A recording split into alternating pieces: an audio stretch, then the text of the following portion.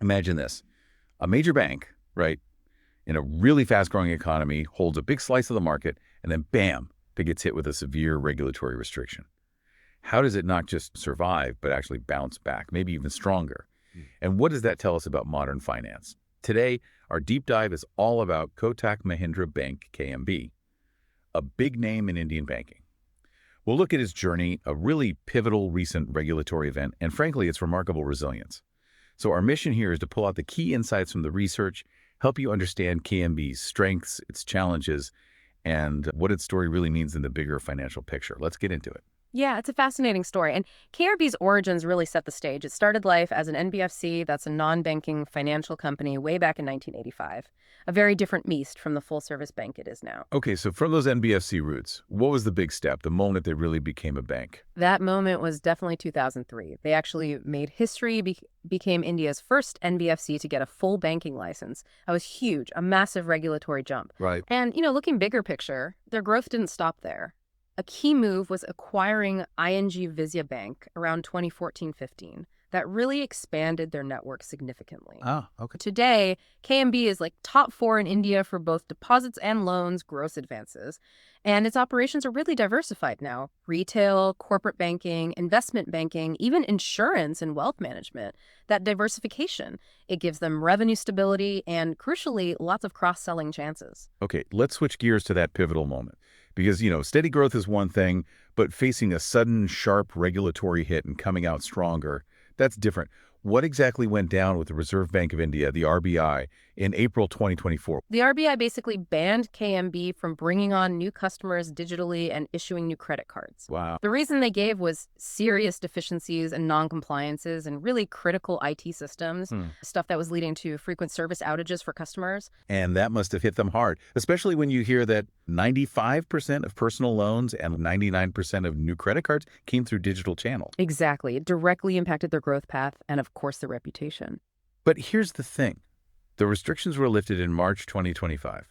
That seems incredibly fast. Yeah. What does that quick resolution tell us about how KMB handled it? The market reaction tells you a lot. It was immediate and overwhelmingly positive. You saw that reflected in the stock price, a huge 224% gain for KMB in 2025 after the restrictions were lifted. 224%, that's massive. It wasn't just relief, it showed real market confidence that management could actually fix big problems and do it properly and fast.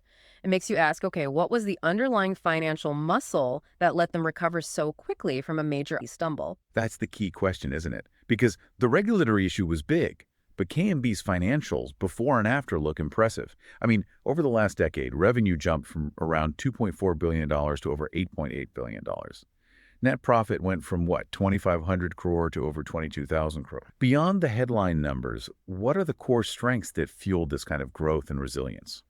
Well, it's really a combination of factors. First, obviously, that consistent growth in revenue and profit points to a strong core business. But just as important, maybe more so in this context, is their asset quality. It's robust, meaning their bad loans are low and getting lower.